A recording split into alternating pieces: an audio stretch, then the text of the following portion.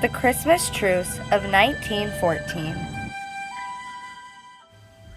The Christmas Truce of 1914 is an important event in history because, even though the Germans and British were fighting in the war and having a major conflict, they dropped all of their differences, compromised, and they came to celebrate Christmas. On Christmas, they sang carols together, played soccer, buried dead bodies, and traded cigarettes and souvenirs. In July of 1914, Germany was fearing that countries were trying to dominate Europe. Germany would have to divide its armies to fight a war against France and Russia. Count Alfred von Schieffelin had a plan. He believed that Germany would have to defeat France in the first 6 weeks of war. This would take up the time for the other military to take on the Russians. This was called the Schieffelin Plan. Germany wanted to support the Austria-Hungary against Russia. They believed that they would only achieve this by making war on France. To attack France would violate the Belgian neutrality, which would bring Britain into the war. The Schieffelin Plan would turn into the First World War. The war began with Germany attacking Belgium. The U.S. made the proclamation of neutrality, but it was taken back soon after because of trade. As people in Britain faced the prospect of war, the government had to prepare its army. The early battles of the war went Germany's way. Serbia fought the Austria-Hungary and won the early battles of war. Allies of Britain launched campaigns to seize Germany's colonies in West Africa. This was the first action between Britain and Germany in the World War. In August of 1914, strong British naval forces attacked Germany by surprise and they sank 4 German ships. The Allied armies made a stand and fought in the Battle of the Marne, which saved France. With the war getting more intense, Britain sought to raise a strong army. South Africa agreed to invade Germany for Britain. Turkey joined the German side after being angered by British moves. On December 7, 1914, Pope Benedict XV suggested a temporary truce for Christmas. The countries did not take this seriously and refused any official ceasefire.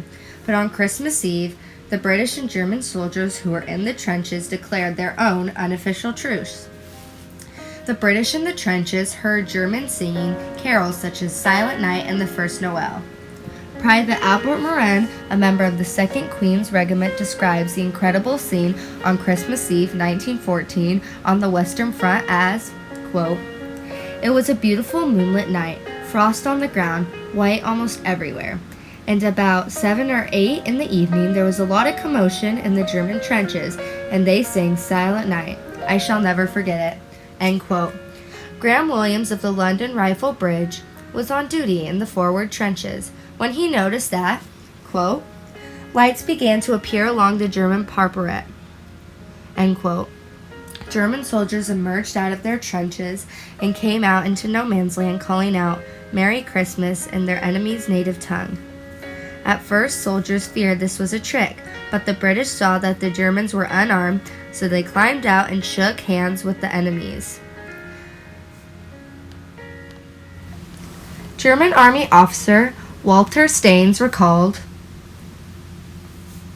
"On Christmas Eve at noon, fire ceased completely on both fronts. Of course, it was unusual that the opposite side also ceased fire.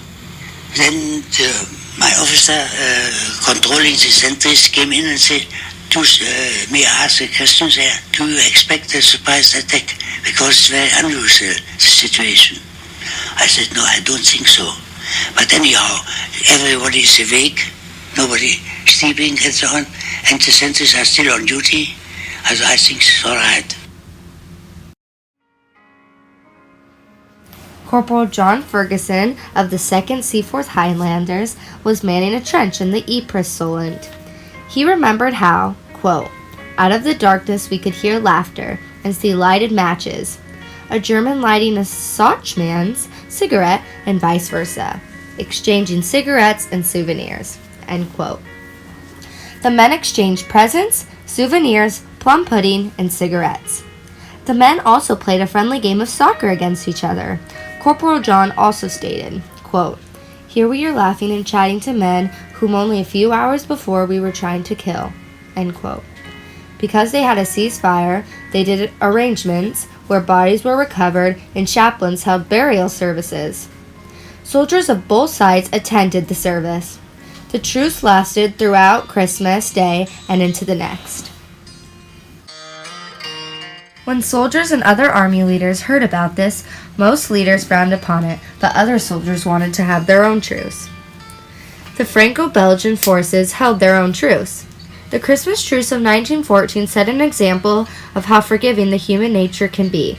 This also shows that we should always have hope. The Christmas truce had a major impact on the soldiers of World War I. The soldiers had hope with this truce because so many lives had been lost, and when Christmas came around the corner, they had nothing to celebrate. But when the Germans came out singing and they celebrated Christmas together, the soldiers were able to be happy and celebrate Christmas. The Christmas truce of 1914 is often celebrated as a moment of peace in devastating times. We should look at this as having an example of hope, even when it seems like there's nothing to be hopeful for. Historian Tony Ashworth describes what he calls the live and let live system. This means complicated local truces and agreements were not to fire at each other, and they were developed by men along the front throughout the war. These would often be an agreement not to attack each other at tea or other meals. The Christmas truce caused soldiers to not want to cooperate with war, and truces became more common.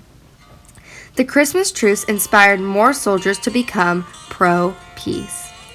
In memory of the Christmas truce, people have made songs or poems after it. One example of a song written in memory of the Christmas truce is the 1967 song Snoopy's Christmas by the Royal Guardsmen. It was based on the Christmas truce. As in real life, it is the Red Baron, Germany's ace pilot and war hero who initiates the truce, was the fictional character Snoopy.